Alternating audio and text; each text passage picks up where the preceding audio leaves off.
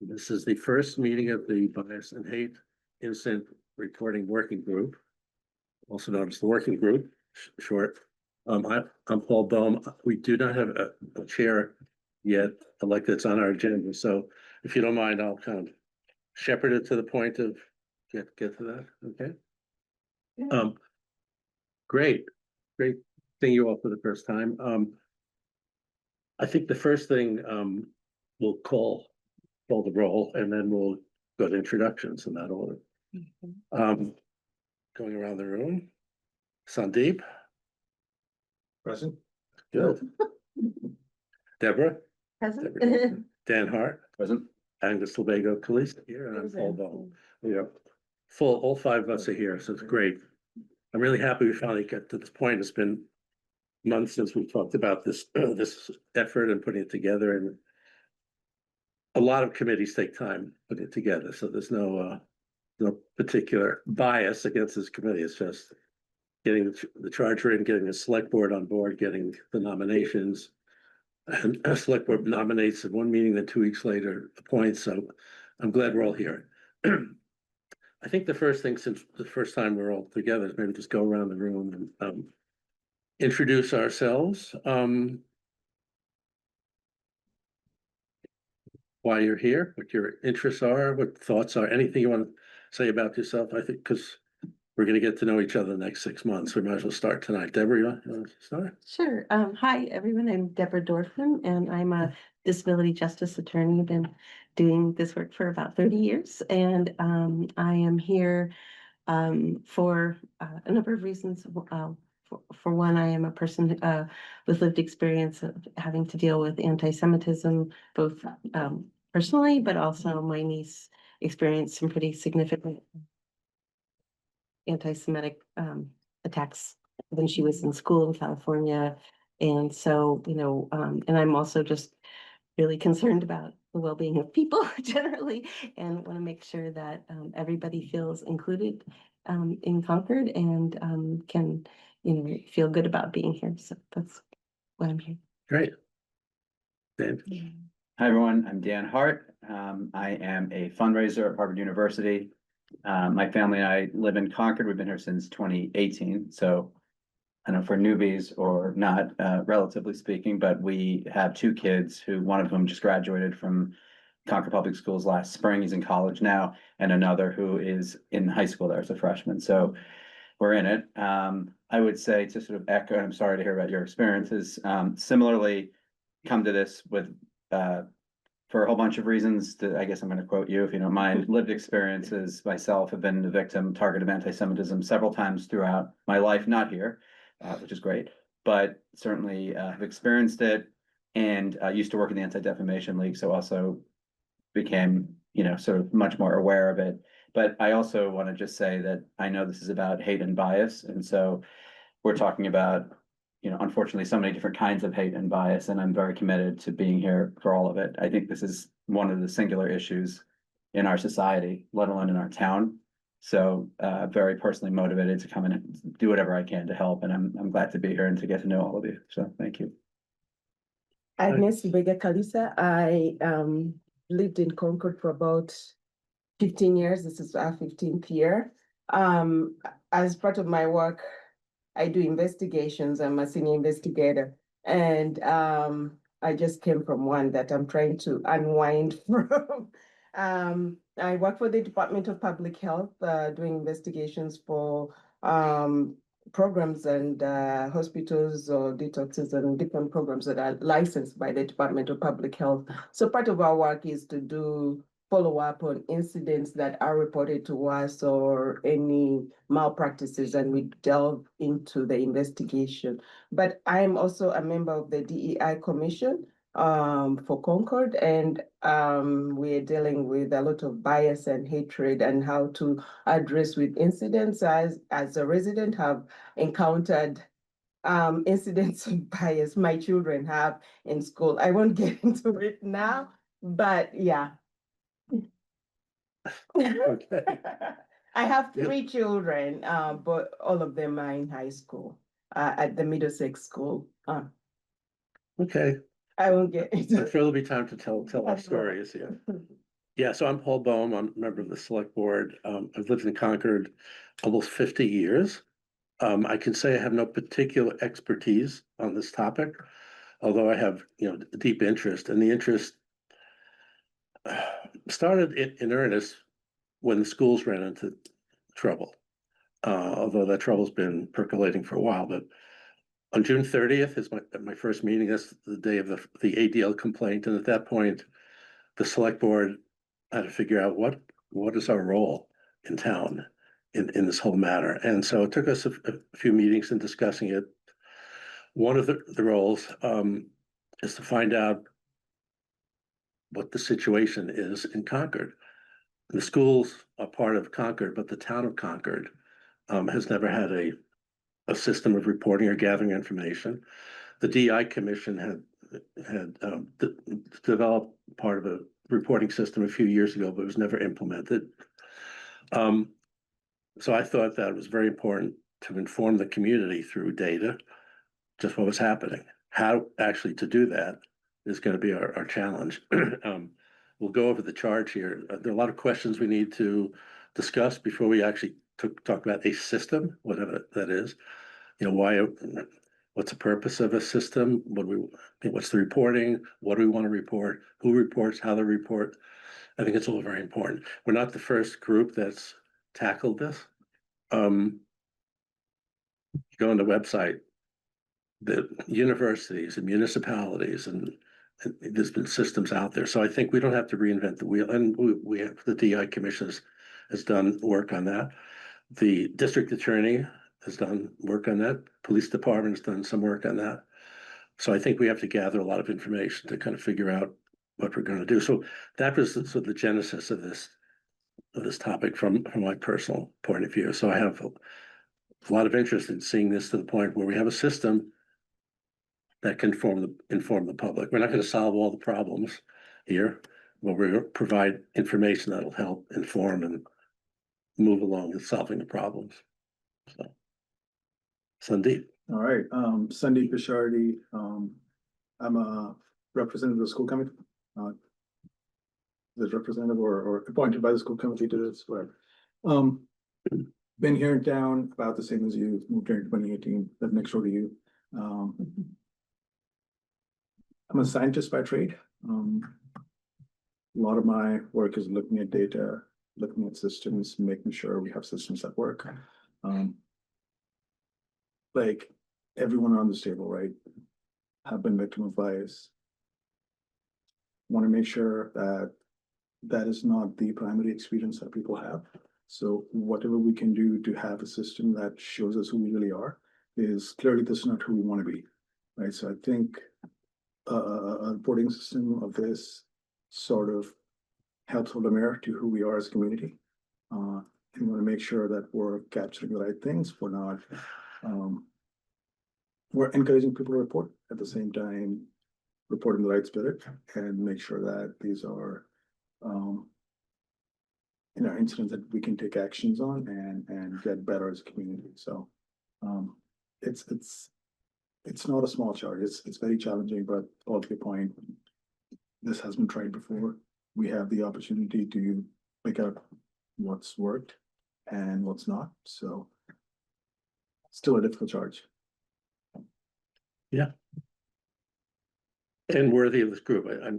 It's a very good group. I'm very happy. There's a wide range of expertise and interest, and I think that'll come out as we proceed. Yeah. And am I right that you carry? Yeah. And you're Magnolia? I'm I very was quick studies. gonna Yeah. go to. Yeah. No. Yeah, so, hi, everyone, I'm Carrie LaFleur, I'm the town manager. I've been with the town for 10 years and in this role for 4 years. I have worked off and on with the DEI Commission as they've tackled this topic. I'm very hopeful that we can come up with a good implementable solution. I have family members who have experienced incidents of hate and bias. And I think I would leave it at that. I also am aware that we have town employees that during the course of their day experience incidents of bias and hate and have shared those. So I'm here to represent that voice along with Magnolia. And I think I just want to make sure whatever we do is something that we can implement and be proud of, because I know there are concerns. I know there are issues. I work closely with the police chief.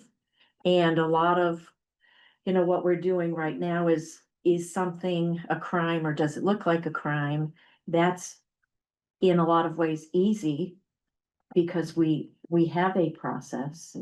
But most of, I think what's happening are things that don't fall there. And we need a process for that, I think, without raising unrealistic expectations. That's my concern. I want to make sure that we can do something that we can be proud of and tackle the issue. Thank you. That was. I didn't mean to. No, ignore you, no, Rob. I knew you would. I was getting to the important liaisons and staff, and Magnolia, you wanna go next? What? Oh, Want no. to introduce yourself? oh, hi, I'm Magnolia. I work as a human services generalist here at the town, and I also support the DEI commission, plus the Commission on Disability as well. Also the personal board, but yeah, And you're a resident of town. I am a Concord resident too. Yeah, one of the, ultimately, who is the customer for this system? I mean, obviously, the community is the ultimate customer, but we have to decide how this, when we get to the system, where's the system housed? Likely the town, Mhm. so you're likely to be putting this on your staff agenda 6 months from now. By the way, we'll get to the charge in a minute. The original charge had us completing this December 31st. Well, that was before we spent some time on, I think, and we'll discuss this, I think, it's gonna take us through good first half of next year, I think. I'm hoping that this working group has an end date mid-year. It shouldn't take us a full year, maybe we'll see, but I'm hopeful because I think there's a need. To get this forward, move this forward, so, you are taking minutes? Yes. Okay, and you will take minutes for this, we'll go, thank you, so, on the agenda is nominating and voting on a chair. Any interest in, Can I nominate someone? should we? Can I nominate someone? Sure. Okay, do I have to accept? I'd be pleased, I'm also pleased to support this if somebody else wants to chair this. Okay, is there a second to nomination? A second. You already stepped into the role. and might as well. More than a formality. We have to vote on it. Aye. Deborah? Aye. I vote on, thank you. I accept the chairmanship. In that role, I'm going to treat this like an important project. And I've chaired other working groups and task forces, and I think we have work to do. We have our own sort of fact finding to do and information, before we decide how we're gonna put this together. I think I'd like to benefit from what's out there. So I think we'll talk about splitting up the work and getting information on what's out there from the DEI commission, from the schools, from other communities, from universities, and there's a lot of interest there. So I think we'll be able to piece all that together, to come up with something that fits the town. But the question is what will fit the town? And I think we need to discuss a reporting system for the town and what that means. Would it be helpful if we put up the charge and just kind of walk through that? I think so. Could you put that up on the screen? I think you have. It's in your little package here as well, yeah? Yeah, Yes. okay, so you have that. Well, for the benefit, is anybody on Zoom? Yeah, Joe we is, do. you have a few, so okay, please put that up. Oh, welcome to those on Zoom, by the way.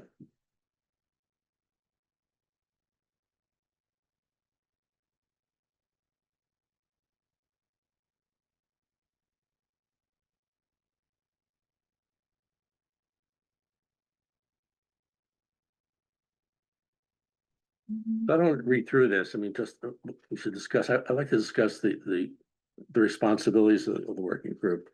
The rationale, we should discuss what a bias reporting instant system is, and I sent you a separate document we'll take a look at in a minute. We're established to advise the select board on a protocol and what a system would look like, with the efforts to raise visibility and improve awareness. And hopefully this information will be used by others. The use of this information, I think we also have to discuss. What if we gather the information, who's going to use it? What's its purpose? We are not an investigative unit, so our ultimate goal would be to collect the relevant data, have it available, perhaps have it analyzed by somebody. But specifically, and I'll read through this, we're supposed to gather information on existing reporting systems. What are your thoughts on where you want to go for that information? So we have the DI Commission has a system. I've seen elements of it. The police have a system. The district attorney has a system. Other towns have systems of various types. Universities have systems. And schools have a system. School has a system. Yes, you brought it. Can we take them? Yeah. Yeah. Okay. You have a protocol and a system. Thank you. Any thoughts on? And this is new, right? In the schools, this is very new. Yeah. Piece of- I think it was put in place in 2023, but this is the latest version of it. The updated version, because I have seen this. Do you know when this was updated? I can get that answer for you. Okay, This is all I know. oh, okay, thank you, yeah. And I think at one of our meetings, I think we'll discuss, this is, I think it's a lot in there. It's not perfectly aligned for the town, but there are elements in there. So that's one of our tasks, is to identify other sources of information. Secondly, is to identify the mechanism for reporting. I've thought about this. There are lots of different mechanisms of reporting, right? There's online forums, there's hotlines. There, in your experience, what other mechanisms for reporting? I'd like, I think we should think broadly, what the universe is, and maybe we'll narrow those down, what's appropriate, but. I don't think it should be just online.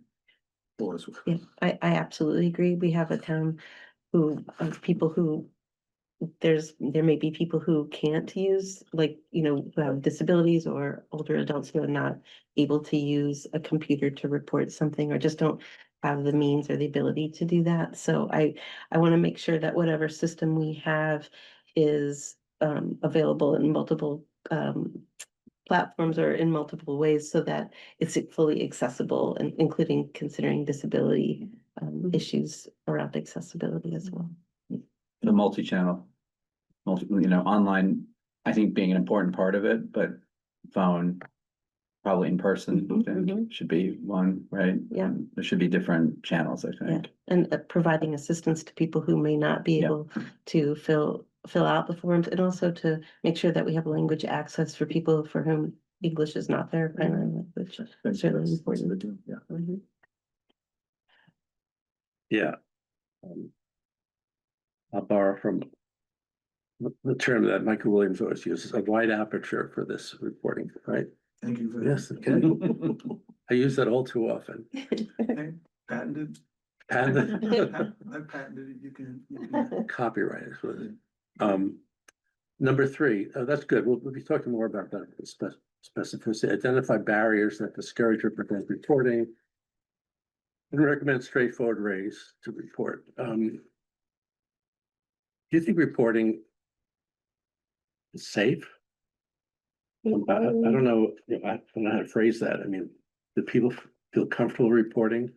I think we've encountered, like, speaking from as a member of DEI, we've encountered people who are skeptical about their safety when they report, people don't want to identify where they live because of fear of someone showing up and, yeah, but I think we should create a system that has ability to identify someone as anonymous if they wish to. And if they don't care, they can identify themselves, but anonymity has to be part of it. If they so choose. Yeah, I agree. I think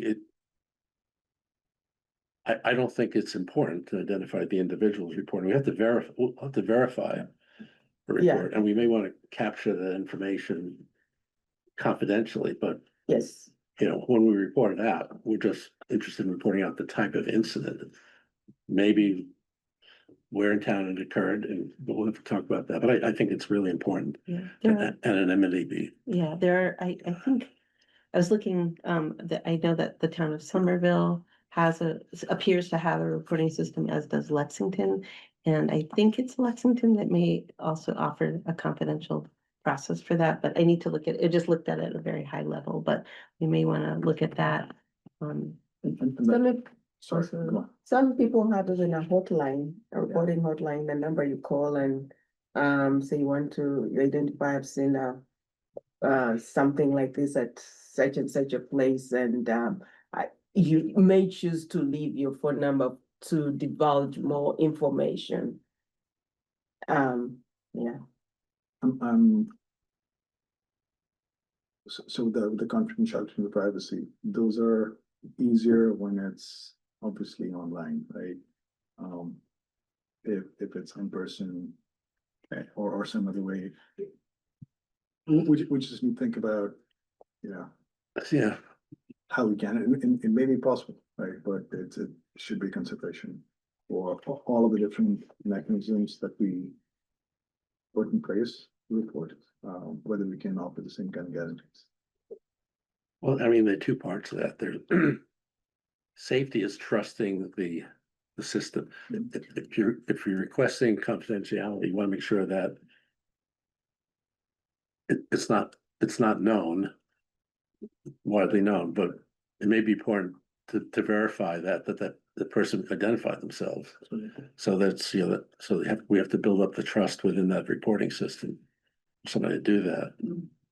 Another thing that we're gonna have to do around confidentiality, sorry to be the lawyer about this, but, things are confidential, but, should someone come along and try to sue the town and subpoena the town and start asking for discovery and getting information, we have to, there are legal mechanisms for like asking for a protective order and all of the kinds of things with the court to not release information, but I think this is something, obviously, I'm not the town's lawyer, and so, but it is something that I would just flag, for like consulting with the town's lawyer about the best way to do that so that we can maintain confidentiality to the extent possible under the law.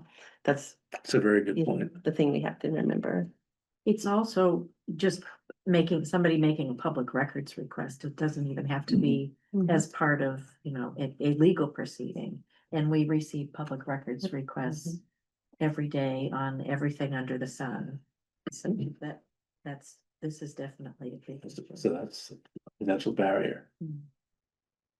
We have to figure out legal ways to overcome that barrier. That's true. We are public. It's a public body. The system's going to be a public system, so it can be queried through information requests for sure. Okay, so barriers to overcome. I think, in that line, you give people options.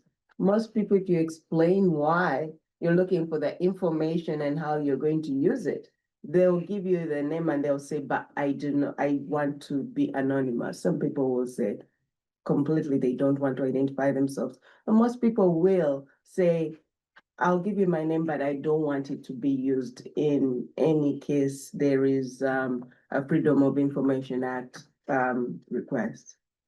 And is that something we can do? Wait, it's I probably a question for you. We Lawyer, do it yeah. at the state, but we do it with the state, we do. We just ask someone, that, yeah, you give us, because we have to, and people might call from California, whatever, we have to make sure. But then we assure them that whatever information that we collect is confidential, which we actually maintain.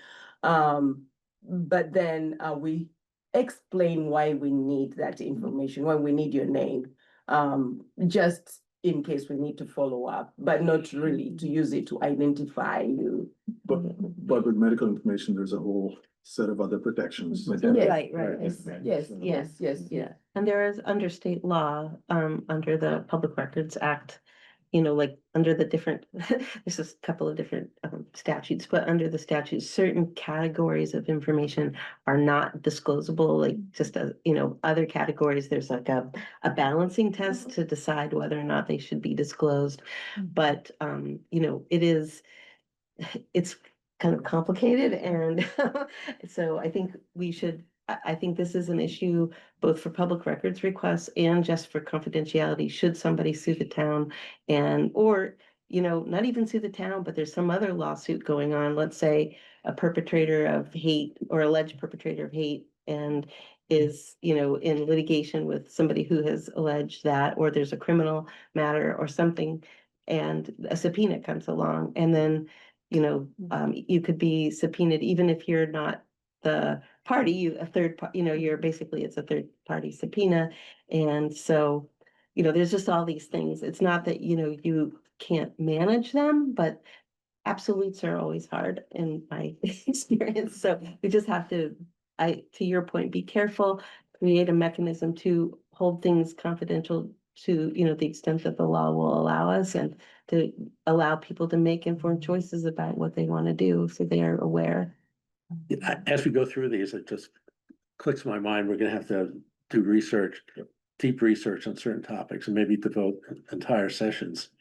And maybe bring in outside counsel Bring the outside to counsel. discuss that. Or speak to him before we have to get that Right, information yeah. clearly, so. Yeah. Somebody should take on that task at some point. I'd suggest having that discussion in public, so it's not, Oh, yeah. so. Yeah. Either No, have the that outside counsel. that advice is a public discussion. Yeah. So related to that, recommending ways to verify the authenticity of reports. I'm not sure how big a problem that is. What do you think? I mean, there could be, once we have a system, could be hoaxes. Yeah, I think it's it could be also, To be taken seriously, yeah, because I think we want to listen to everyone, but there has to be a way of. And that's why if, you know, if someone, if it's anonymous, that you still want as much information as you can get, the vaguer, the more general it is. It's the harder it is for the town to do anything with it, so I think you want to. There has to be a process to verify. And I know this addresses some stuff that came up even at, I think at the last select board meeting where people were concerned that. You know, that other people could be being policed by their neighbors. I'm paraphrasing here, and I'm not, you know, saying that I agree or disagree. I'm just saying that to get to sort of address that, there needs to be a way of verifying it and making sure that it's. Verifying, yes, excellent. It should not be a barrier to reporting though, so that's where we have to balance it, right? It should be a system that feels like we're gatekeeping. But again, we want to prevent hoaxes and. Yeah. And overloading the system and all of that. one thing that it's sort of implied in some of these, but not, so I thought about. So who should be reporting? I mean, again, a wide aperture in reporting. It could be individuals who are harmed. It could be bystanders who observe something, yeah? I mean, what are your thoughts on who should be report? Who are the, who are the reporters? Victims and bystanders. I don't Yes. think, yeah, go ahead. Just like the TCA is, see something, say something. Yeah, exactly, right. Yeah, as well as with people who experience bias. Yeah. But that could be an observation. It doesn't have any name. You know, I witnessed this type of incident at this time, without more specificity than that. Could identify the targets or not. I mean, it seems to me like having it broad and letting, you know, I think it's very hard to say, you can report, but you can't, and I mean, people, you know, can see things and misunderstand them or not, but maybe we get back to Michael's broad aperture, you know, like having the ability to report is different than what you decide to use. And so then we can see, because we have to figure out, you know, to your point, what is the process that we're going to use once we get the report? And it may be, you know, saying to the person, do you have additional information?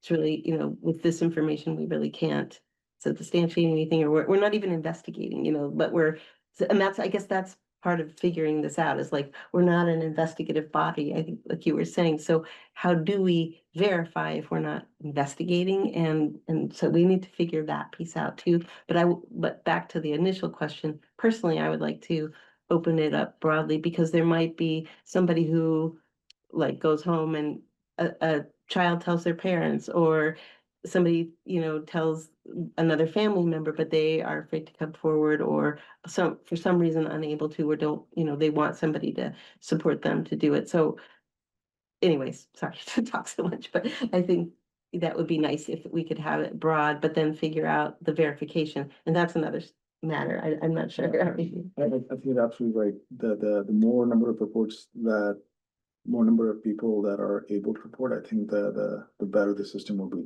Again, all of those don't have to be verified, but it does give us kind of a view into how many are happening in town, right? All of them don't have to be verified, and then one place where that might be helpful is, yes, at least the number of reported incidents have started trending down. Maybe a good sign. If it's trending up, bad sign, right? So Yeah. that might be level one of reporting, right? We might do the same thing with verified information, know a little bit more. I guess data to back that, but having it open to as many people as possible as well. Yeah, we agree. And encouraging people to report is Yeah. kind of related. I'm not sure how to tackle that now. Yeah, and But Well, that's gonna be a Yeah. trust building. yeah, it's trust, the safe, the availability, the use, how we're gonna use it, the information. Yeah. And letting people know that it exists. I mean, I know we're not there, but once there is a system marketing, I mean, people need to really know about it as well.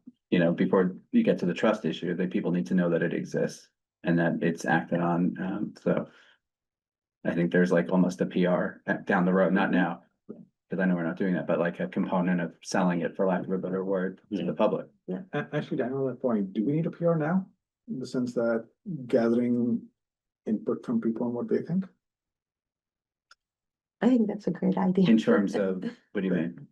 I mean, we're five people sitting on the Yeah. table and discussing, right? Right.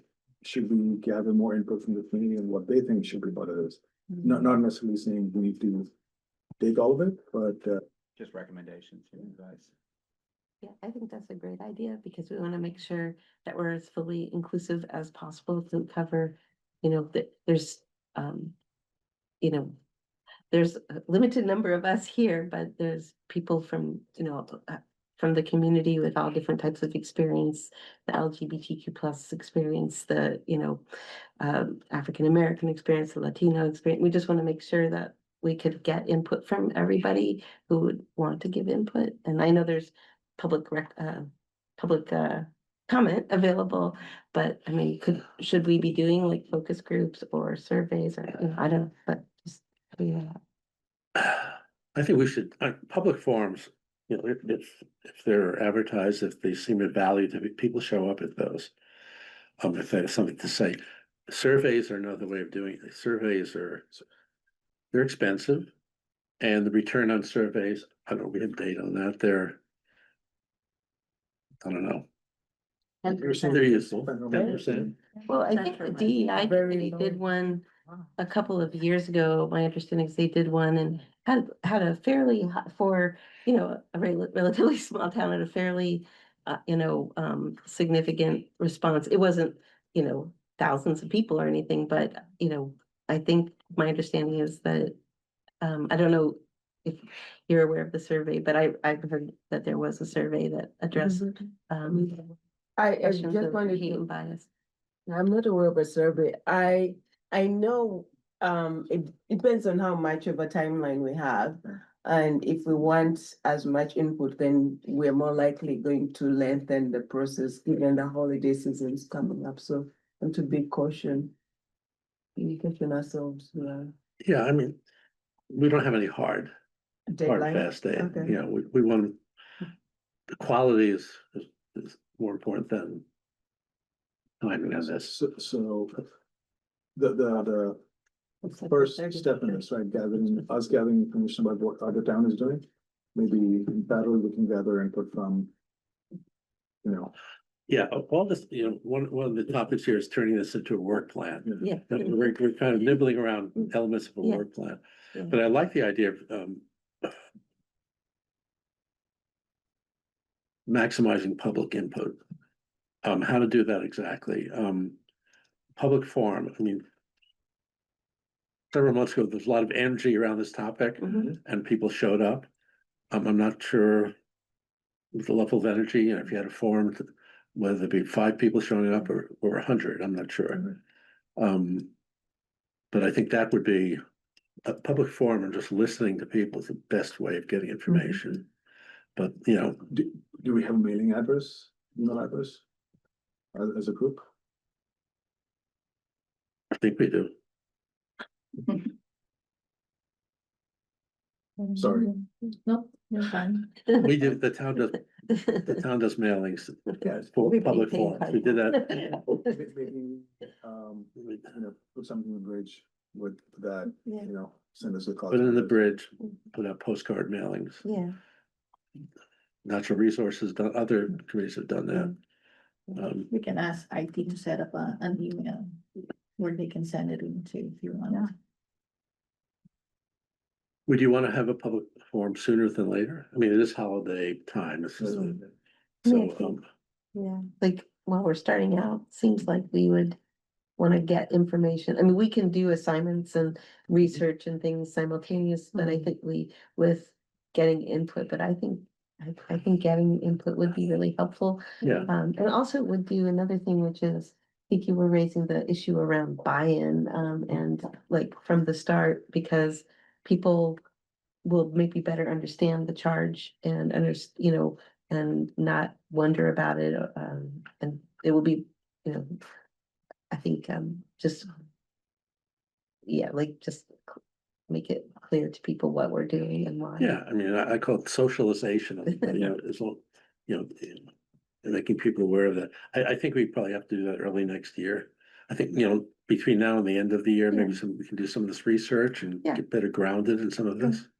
I think in parallel to that, though, again, I know there's a timing issue, but the focus group, some people may be less comfortable getting up at a public forum and sharing it. So if there's a way to do that, plus, you know, someone takes on the assignment of focus groups, so people can talk in smaller groups or one-on-one and share that information. Magnolia, do we have somebody in the waiting room? Yeah, I used to work for a protection and advocacy system in Connecticut. I was their executive director, and every year we had to get input from our constituents around the state. And so we did exactly we had the focus groups, but we also had a town hall that we did. We did a virtual town hall, but you could do it sort of combined. And we also did have a survey that was really helpful. It was to help us set our priorities and objectives. And we had it, you know, online, and people could access it through like a QR code that we gave out. So we didn't have to spend a lot of money to believe me, it was a private nonprofit. We didn't have a lot of money. So, Yeah. you know, it was cost effective to do that. But I think you know, to your point about the focus groups, it is really helpful because there are people who aren't going to be able to get out or just afraid to get out. And especially now with, you know, some groups may not feel safe to go places. And so having that availability. You know, I'm sorry, a focus group is not a meeting. Well, I'm What are you thinking of something talking about? separate from a public forum. Yeah. Okay, Which is big and public, where everything's on record, right? But much smaller groups. I mean, you know it. Right. Yeah, but even one-on-one, I mean, some people might say, I have a lot to share. I'd rather do it one-on-one Yeah. or you know, with 3 other people versus, you know, something like this or something bigger. They would have to be one-on-one, so it won't be a public meeting. So, yeah, that's a mechanism. Or else, if you advertise the forum, there'll be an option of emailing responses, Yeah. Um, sort of quasi survey, Is survey there, in the guise of a public forum. can you, and I don't know, because I haven't been on a public one of these before, Yeah. so is there any problem with doing a survey, like from the sort of open meetings requirements, as long, No, no. make sure it's available to everybody and. Open meeting requirements first, this committee, if you, we have to have deliberations at a public meeting. We can have one-on-one discussions.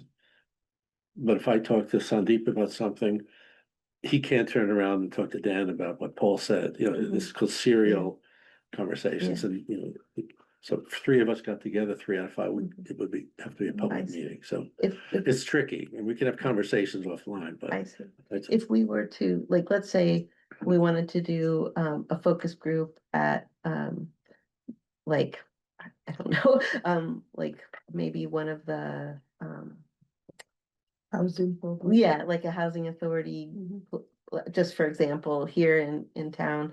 And so we just met with the folks who are residents, like a housing authority or people who are getting services from the housing authority at their home or a nursing facility, let's say, or whatever.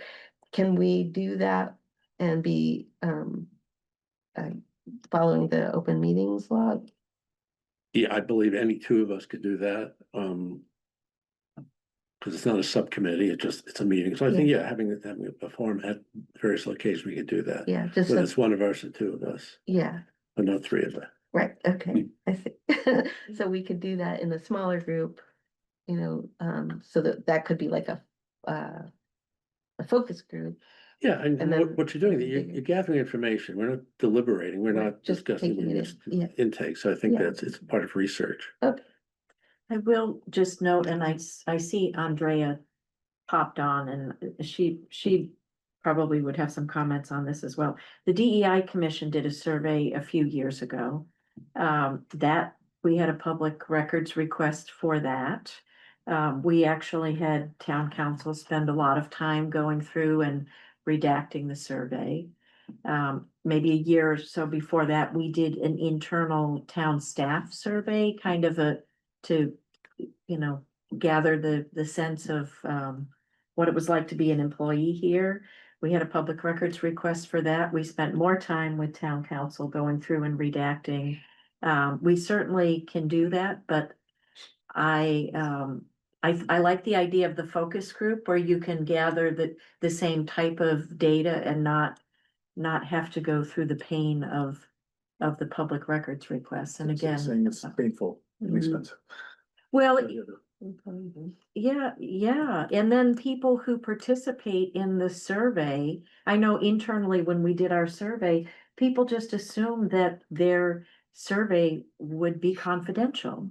And they felt betrayed that there were parts of their survey that was made public, and we never thought when we started down the process that it was going to end up there, but we found out, yes, there are elements of a survey that are public. Yeah. As part of. Well, that's a big, that's a huge deal, if people feel that.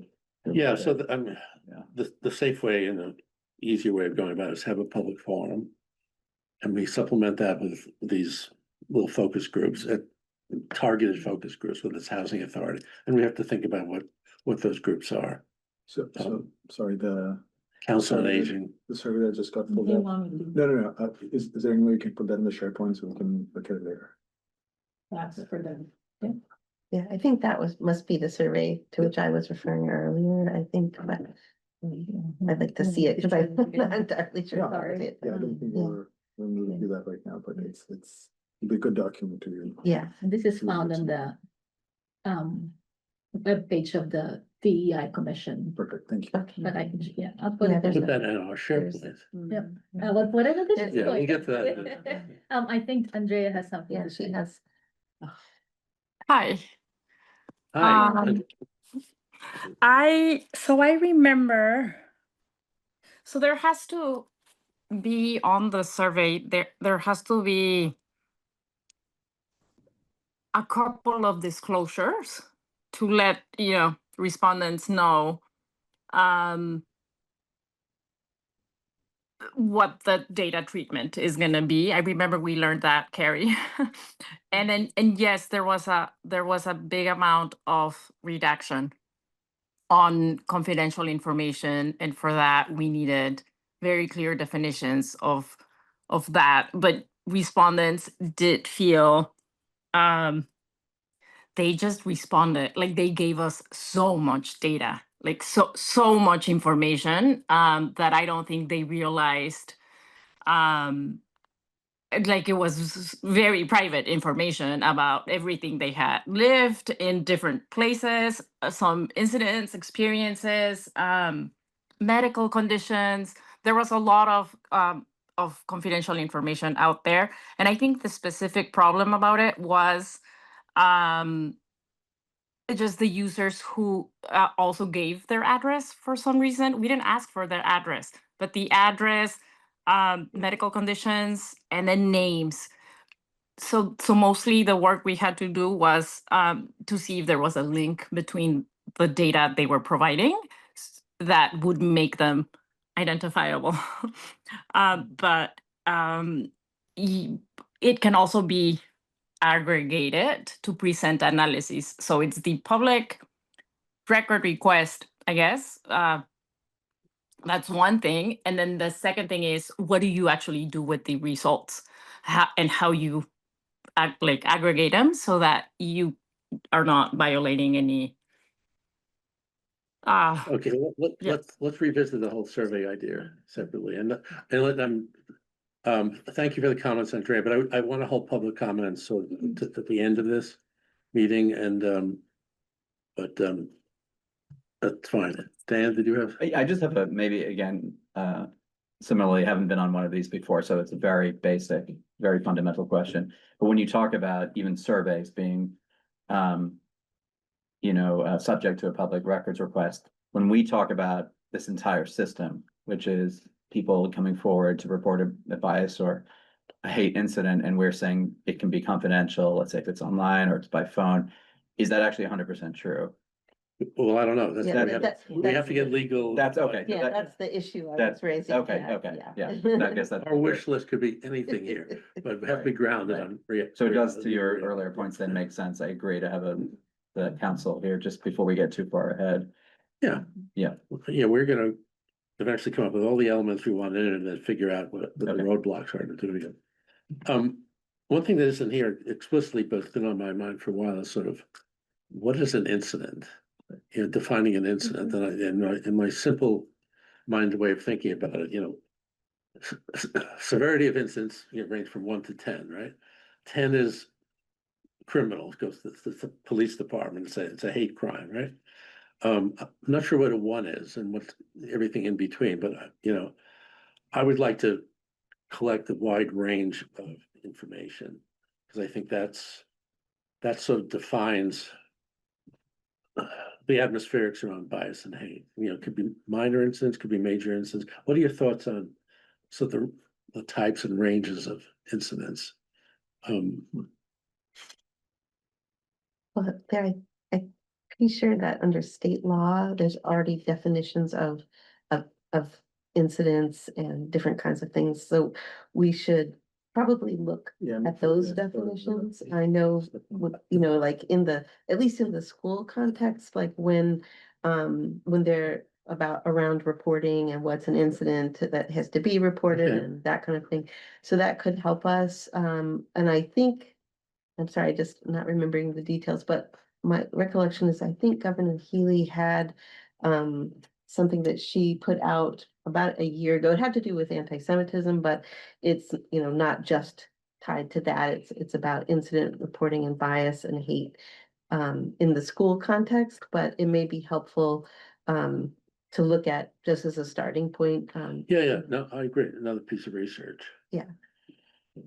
I'm not sure the state definitions would satify us. I don't know. Very good place to start, right? It's a good place to start. Seeing if we want to do better. Yeah. That's Yeah. Usually something like, is it an experience? Is it something that you observe? or is it an event? It could be any of the above, but I think the importance of having a range, like you said, is that some things you'll see and will be able to screen out.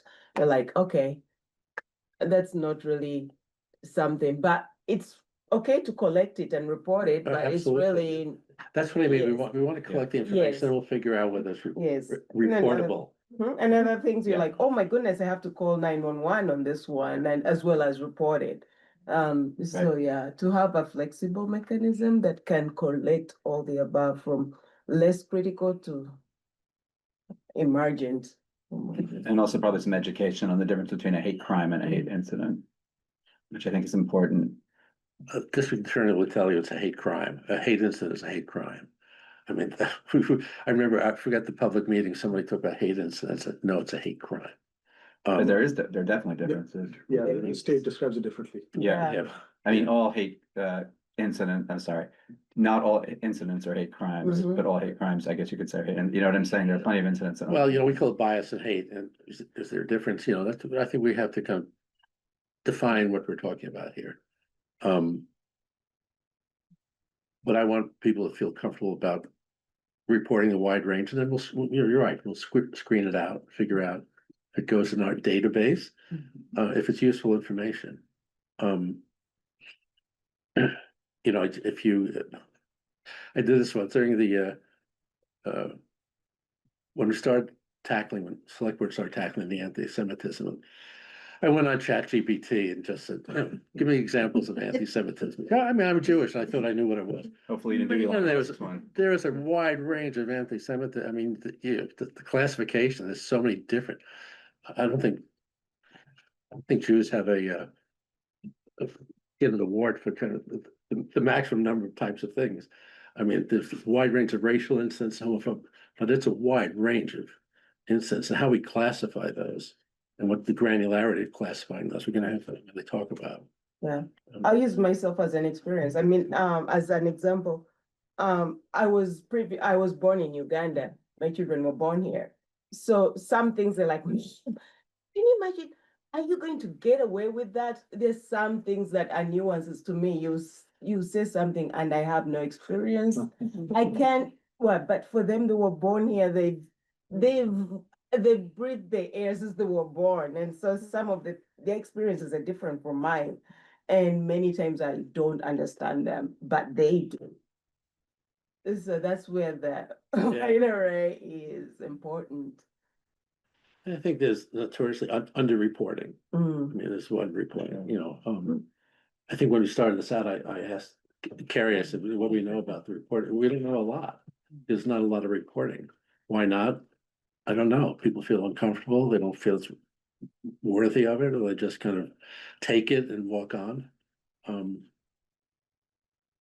So I kind of feel I want to unlock this reporting. And maybe it'll yield, there's not a big problem, but if we're going to measure improvement over time, that's one of the use of data, right? Right. The best use of data. Well, that educate, inform, measure progress. Yeah, we're gonna have to collect the wide range of data so we can then look at it over time. And have measurable goals, so we know what we're working towards and how to measure. How to measurable goals is, Measurables for a committee, I think is fine, but for the town, I think would be hard. Something to show progress. I think one other thing to just consider about like, going back to the confidentiality and the safety issues, and actually to your point about like, well, why might there be underreporting? And I think that there is a reality, I know I see this in my work, which is that because of the stuff that's going on at the federal level, there is a lot of fear that people have about coming forward. And so we know that individuals who may be afraid of the federal government, afraid to go to the hospital, afraid to contact the police, afraid to even take their kids to school. And so that is definitely, well, I think highly likely, I should say, going to have an impact on reporting, especially around the confidentiality issues and how that's done. So just wanted to put that out there for consideration, Yeah. because I, have had to stop myself in even how I go about interacting, with my clients, and because I have a lot of clients who are from other countries, and they're terrified, and like they can't even be on a Zoom sometimes without turning off the camera, because it's not necessarily safe for them. So that may be something that comes into all of And this. highly relevant to now, right? Because if this was, we were doing this a year ago. Right. Yeah. I'm not pretending that people weren't worried then, but it wasn't Right. the same, Right, right? exactly, totally. So now we're dealing with a new environment. So that's really important. Yeah. So to me, the confidentiality question is, I mean, in my mind, like the number one thing right now.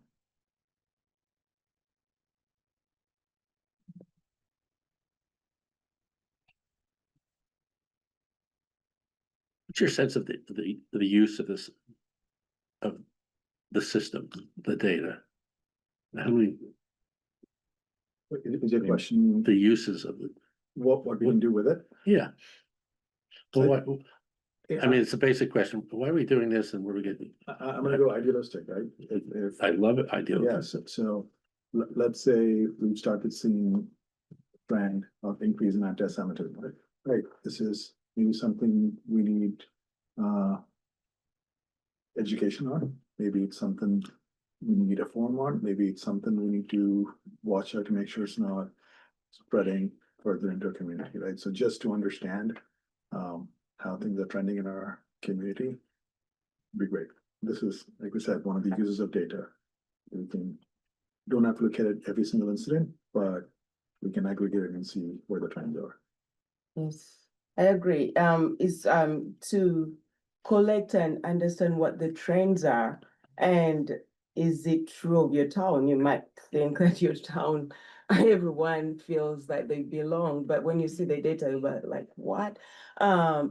And then use it, like you say, to train. How can we improve the town so that people feel differently when they live or come or work in this town?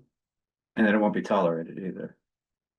But I think even before that, like, it's quoting a lot of people I've heard say this, but you need to know what your, before you treat the condition, you need to know what your condition, I know this is, I heard someone say it a few days.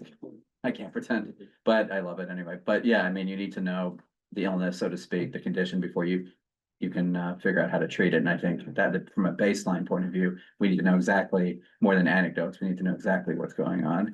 And then we need the education part, making people feel like they're safe and belonging, and also that the town takes stands against these things when they happen. They don't just fly under the radar or happen and people ignore it, right? Because then people won't feel safe and won't come here and they'll leave, right? It's bad for the town in general. I like the idealism. I'm just thinking, do we have the mechanisms in town to actually use the data and benefit from the data? I think that's maybe part of our responsibility, right? Collect the data that's useful so we can do something with it. Yeah, Um, and something, what that something is. Yeah. Otherwise, why waste our time? Right. no, we're all assuming we can do something with it. See, anytime we see an incident happen in schools or in the town, we've gotten this message saying this is not who we are, but it is who we are, right? So it's to really understand that this is not who we want to be, but this is kind of where we are. We don't like it, so. And can you put up the document that I emailed to you? This one? Yeah, can you put that up? So I was asking myself the question, why are we doing this? What is a bias hate incident reporting system?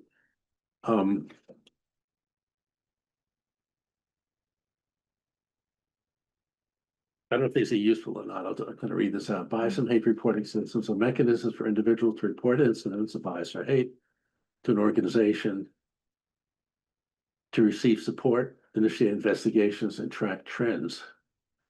Systems provide a way to document incidents, connect victims with resources, and help institutions monitor and respond to a wide range of bias-related behaviors. Pretty generic, right? Second one is bias and hate incident reporting system is structured. This is a structured way for individuals to report acts of discrimination, harassment, or hate that target people based on characteristics, and here's the range. So the second one is more sort of oriented towards there are people reporting, and the first one sort of starts to scratch on the uses of it.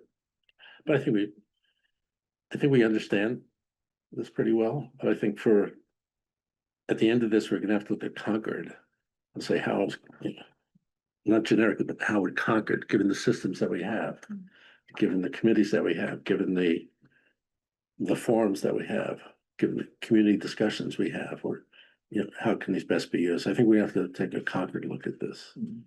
Because I'm not sure we have everything in place to actually use the data. We may have to reinvent that or invent that, or Yeah. point existing institutions in the right direction. How about that for idealism?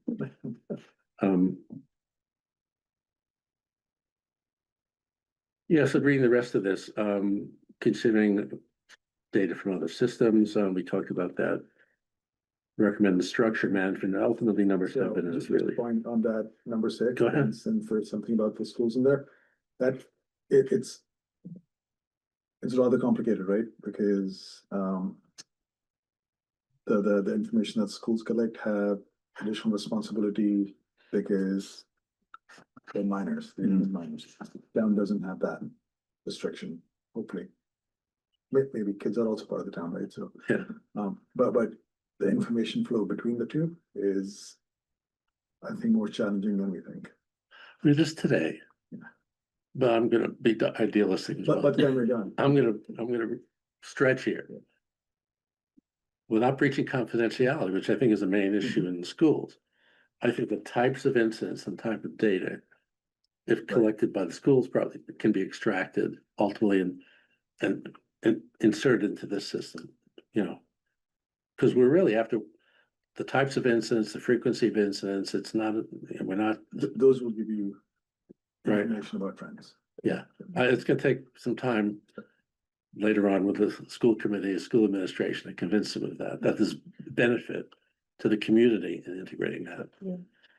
But so many of,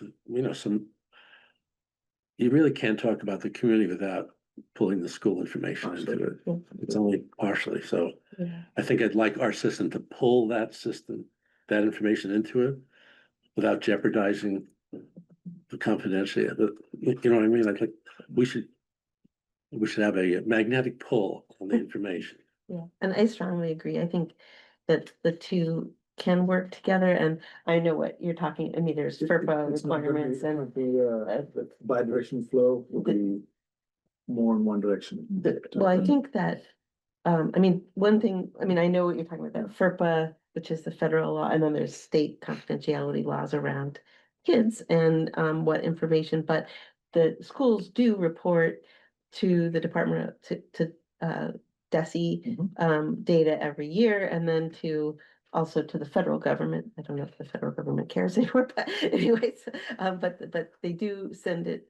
And there is a way to do that, and when certain districts are small, if there's certain things, there's a way to, there's certain things that kind of get suppressed. But there is a lot of data that already gets reported, so I think to get to what you're saying, I think it's doable. We just have to figure out, what data that is and how to make sure it doesn't run afoul of state and federal confidentiality laws, but I think it can be done. We just have to. Right, so the point I was making was partly that, but partly say, as you mentioned, right, schools are part of the town. If we witness something happening with a child, right, we collect that in the town reporting system. We would want that, part of that to go to the schools too, right, because that child might be part of the schools. Or Oh, it's a not. two-way information flow Right, for sure. so, but the information we collect wouldn't have the same kind of restriction. They have more restrictions in place. So it's gonna be slightly harder Yeah, than just. I'm gonna be a glass half full guy on this. And, I think your point, these are very important things. I think as this evolves, you taking back information slowly to the school committee, let him know what we're working on. I think that the barriers may be low, but we have to do it carefully. But also, I think you want to know what the incident is, you don't want to know the details of who it was Correct. Yeah. about. Right. So on our side would be like, okay, someone experienced this. I don't want to know whether they're Agnes or whatever. Exactly. Yeah, so that is what we're interested in, Yep, the, that incident itself. right, so again, when it comes to data Mhm. merging, the types of data we collect should be similar, if Mhm. not, that's gonna be hard. Right. You know, it's, and, you know, there's an overlap. I mean, everybody knows that. As a kid in school experiences something in the school building and then walks out in the parking lot or experiences the same thing outside. That's not a school incident either, right? Well, But the school it's- should know about it, School should know about it, exactly. you know, so, And it does affect how they feel about their being Oh, in yeah. town, because I Yeah. mean, and from experience. If Yep. I experience anything about my child being in the school, then I'm like, oh, this town, it Yeah. does, but so you want to actually collect that data Right, because, if it happens in Rideout Field, which is. Exactly. Not in the school, it still affects. them, right? Yes. So. yes, we're just saying they bring that experience home. well, they do. Yeah. Outside school property. It's not an easy solution, Right, given, that's- it's not, I'm not saying it's easy at all. I'm saying it's aspirational. It is. Yes, And, you know, it can be done. yes. Yeah. It absolutely. Any kind of comments on the charge? The charge is the work plan. This is just sort of why we exist. Did you go through 7? 7, recommend the structure, management, and community use of reporting system.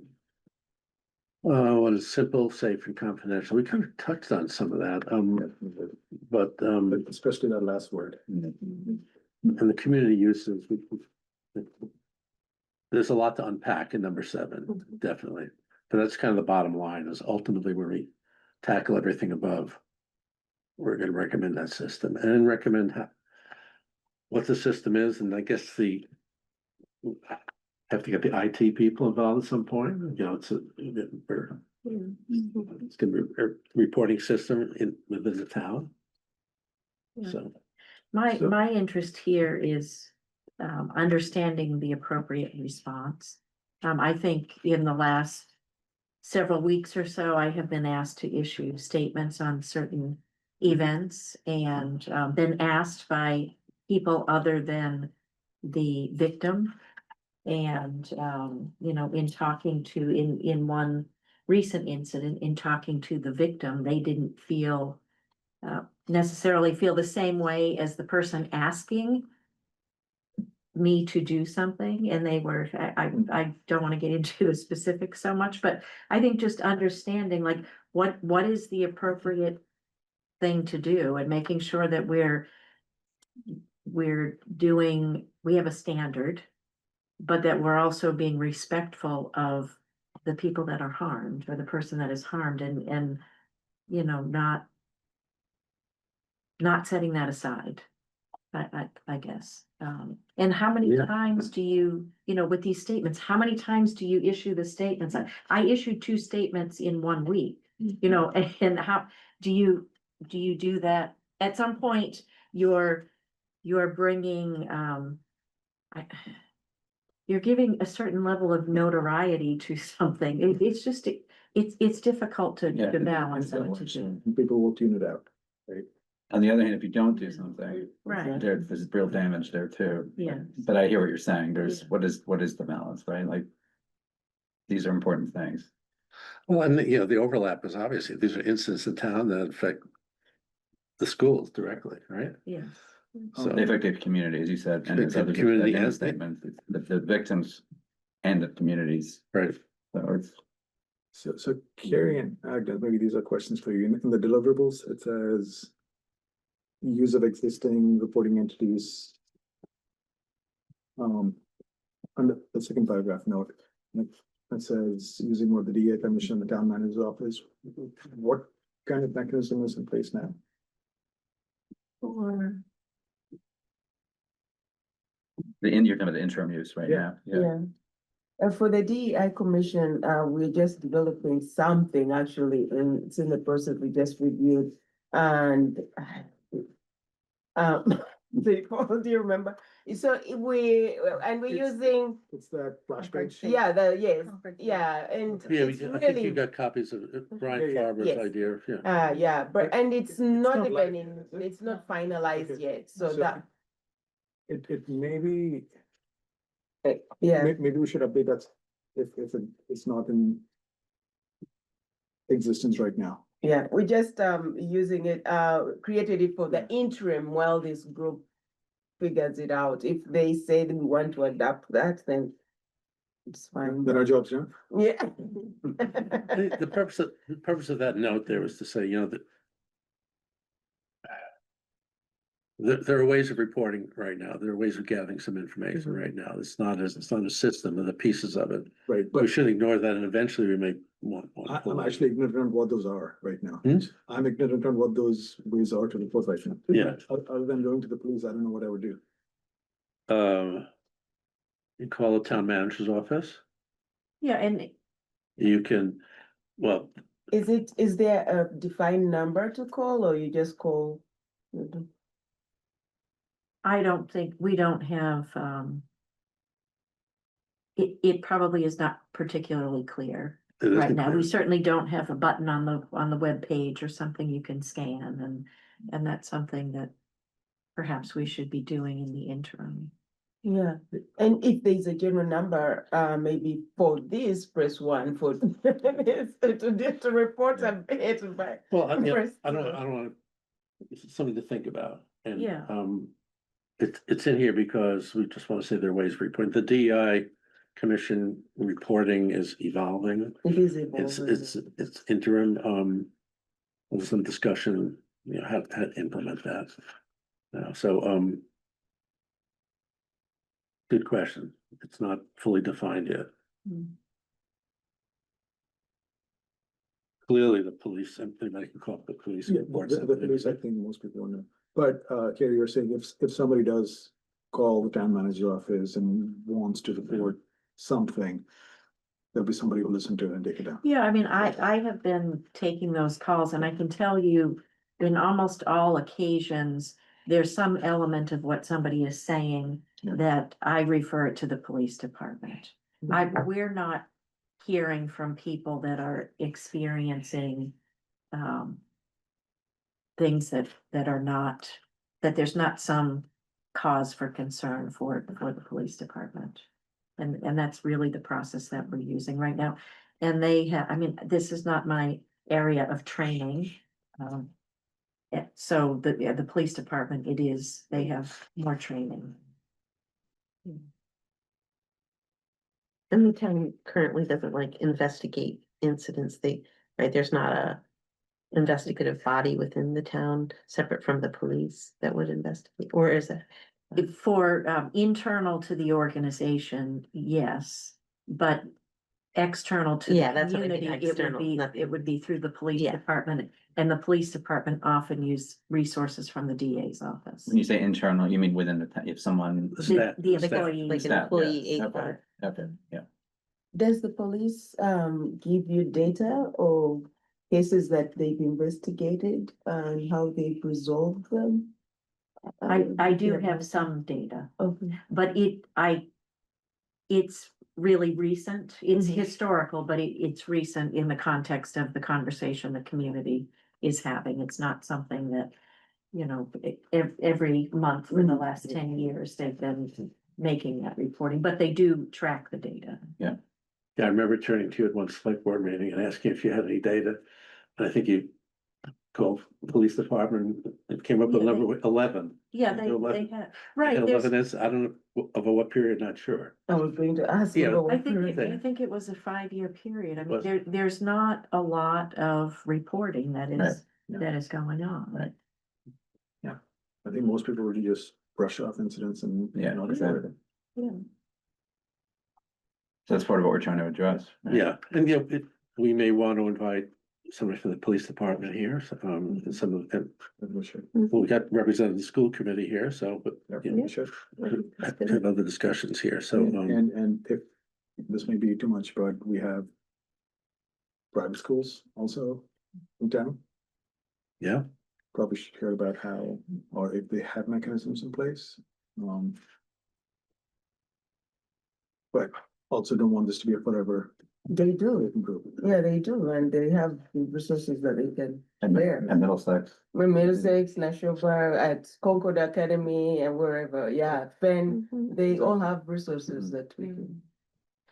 Okay, let's move into number 5 here, which, because we've been kind of nipping around the work plan. I would like to, as your chair, I'd like to put together the straw man work plan that we could review maybe at our next meeting, whenever that is. But let's talk about the elements of the work plan. Clearly, I'll call what's out there, as far as systems. So there's, and I'm not sure that's one person or several, because there are lots of research to be done. So systems research. You just mentioned something really important about other schools. Say more about what information we need from. Couple of things, right? One is if they have any mechanism supporting systems in place, and second is their kids that go to private school also live in town. So that information going back and forth, is that something you consider? That should be part of it. Although they're not always in town, right? Yeah, They just border, I mean, there's a combination, yeah. Yeah, Yeah. so Right. however, so think about, so kids, say for example, at CA or Middlesex, they come in town. Right. And they go to Dunkin' Donuts, they are working on this, and they experience some Right. things, so when they report, are they reporting, but I'm reporting as, so if I work here, I'm not living here, but I work here, I may experience, so it's the same way that That's true, Yeah. yeah. would be for them. I think investigating this confidentiality, if you're getting it, getting input from town council. And then you brought up the point earlier on what is an incident, what is a hate, so we need to see the state definitions are what you want to go with, or I don't know how much leeway we have in changing those definitions, but we need to agree on what that is. Okay.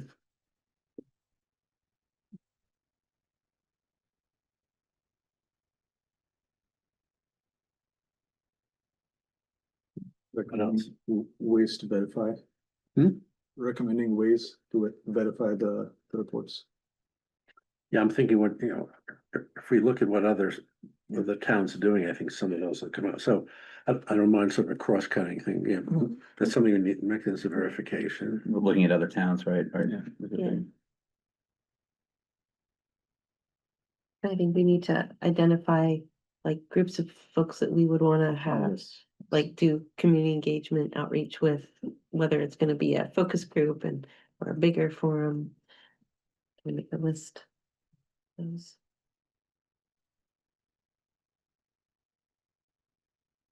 I think it's early to actually talk about the physical system. But we can extract some of that from, I'll call it the systems research with other. By the towns, yeah. Yeah.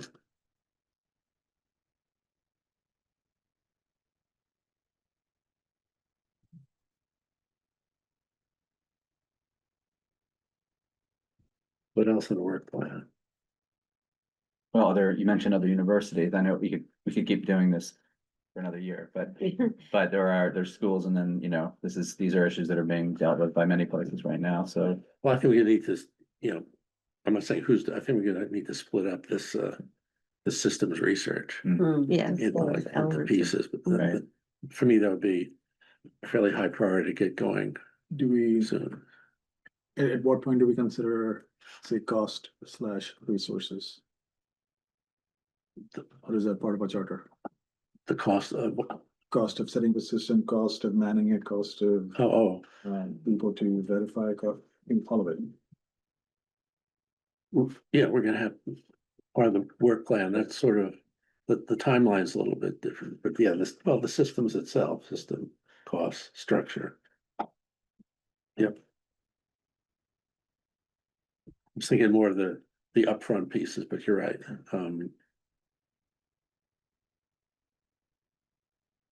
Are we going to need any resources, like financial resources to conduct our work?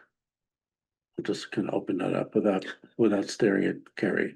What was can you repeat the question? Are we gonna need Financial any resources. financial resource? Do we have to pay for anything? No. Anything for research? Do we have to, I'm we're not gonna hire a consultant to do this, but I mean, right, so I guess it depends on the number of hours we have, right? Because a lot of information, I'm sure we can extract yeah, open source Intel. Yeah. I think So- it's all open source. And if there's anything specific, we might be able to find people just to pick up the phone and call. Mhm. So it's time for us versus Yeah. having someone to do it. You need those resources to actually build the system. Yeah. Right. Yeah, so then they will might need to hire someone who has it. We will, but I think we can design that and then then we'll see what the cost will be and who actually does that. Yeah, as well as to brand it and put the word out. Yeah. How about facilitation? If you're doing focus Oh, groups, yeah. you probably want somebody who has expertise. Mhm. Does that expertise exist in town staff or? Well, not with facilitation on this topic. We have some staff members who are good at facilitating discussions. But I think this topic requires somebody with expertise in the field. That's a good idea, and maybe you say coffee and done. I mean, make some, at least a little bit of, maybe some food or beverages, yeah. We can do that. I mean, I think for the focus groups, and I think that we could do it, or, I mean, I don't know if we're allowed to partner with other groups like the DEI committee. I'm not trying to volunteer, yeah, but just, like, if there's other Right. town, others in the Independently. town. If that's a possibility, Council on Aging, the league. Yeah, the- yeah. Again, I don't know how much of that we can do. Yeah, So it's a question for you to. Yeah, I don't know. I'm guessing the people around this table can adequately facilitate some of this. I'm guessing. We'll probably test it out somewhere, see if that succeeds or fails. But I think identifying sort of the outreach strategy, I think that is an important component. So I'll start with that. I'll put together sort of a work plan with a bit of a timeline on it, and then we can talk about the next meeting. Does that make sense? Mhm. SharePoint. So I'm a big fan of I was able to- SharePoint because we're gonna get No issues. information and documents that Can rather I than share email mine? them around. Can you access it? Yes, no issues. No issues. Yeah, Yeah. I just need to I'll Thank figure it out. Maybe I'll work. Carrie, you mentioned you had an error also in the. I did, SharePoint. I can look at it again. I also have a new computer, so it could Okay. it could be my computer. And we had no. Yeah, issue. so documents that, and I think we should put documents that you think are important for others to see. They should go to Magnolia and You can send it to me Yeah. and I can Oh, put it. you in can the put it notes. in. Oh, that would be great. Yeah, so she can keep You can track just of email them. them over. Keep a Yeah, little yeah, okay, inventory as well. okay. Maybe organize a little bit of Definitely. categories when it gets Sure. up there, but yeah, I mean, feel free, any open source information, things you find online, reports. We'll just kind of build that information base. I think that'll be very useful. Future meeting dates. I know we can converge on the next meeting. I think given our beginning to think that targeting some public forum in January would be a good, so we're gonna need several meetings before that. And I think I mentioned to some of you earlier, I think 2 meetings a month. I think is what I would suggest would be useful. Next meeting. Is there anything 2 weeks, the week of the 17th that, In January, right? no, I'm talking about November, our next meeting. So that's the one that someone couldn't do, right? There's- Did we get a 17th? Yeah, there was the 20th, somebody had a problem with the Or 20th. 20th. I think you had a problem with 20th. Me? I don't remember. I don't think so. You had, okay. I'll be out of town. Maybe you know my calendar better than I So do. both of us. Was that? Maybe you know my calendar better than I do, but I think it looks clear. Well, it's, Yeah, so- 20th is out. 20, unless it's after like 8:30, which we probably don't want. The same as concert. Oh, is that right? No. 19th. Wednesday, 19th. School committee. Let me see before I conflict myself out or something. Nope, can't do it Wednesday, 19th. 21st, Friday, or Tuesday, the 18th, That could work for me. Good work. Tuesday, the 18th, Mhm. okay? That's the only day I have that week, so. Wow, look at that. No. Bingo. How you doing? Yeah, now it's gone. Tuesday, the 18th, 6 P.M. 6 p.m. okay. You like this room? I love it. Okay. Yeah, my house is just down there, so it Yeah. very selfishly works for me. Okay. Tuesday, the 18th. And we'll go over the work plan at that. Any other initial thoughts here before we ask for public comment? We've kind of been jumping around, but I think we're just tackling this.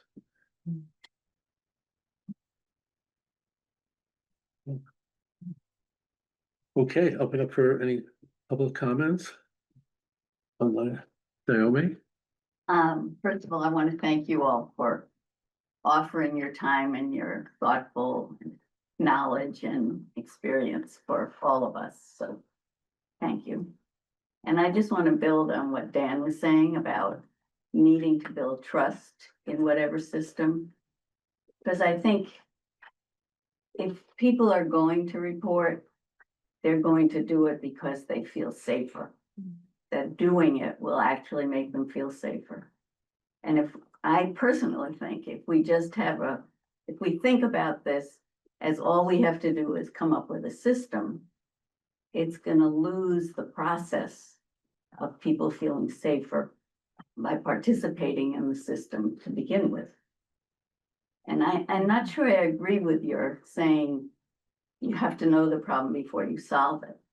Because especially kids are not going to trust what's going to happen with their information and if they will feel safer if they report. But I, as an adult, feel the same thing.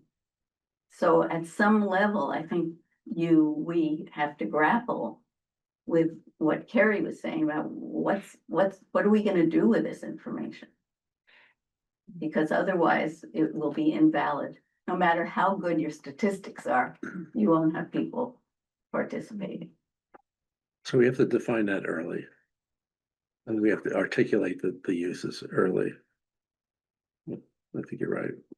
And that's hard. It's very hard. And I think that's where the resources will come in. Like, is there going to be a person who says, whose job it is to help people feel safe with this whole system? And that's a resource and money for the town.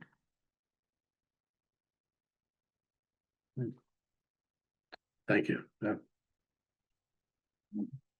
Have anybody online?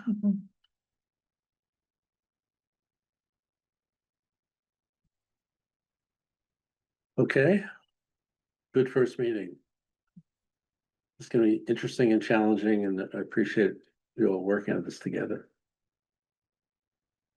Okay, Thank you. the meeting is adjourned.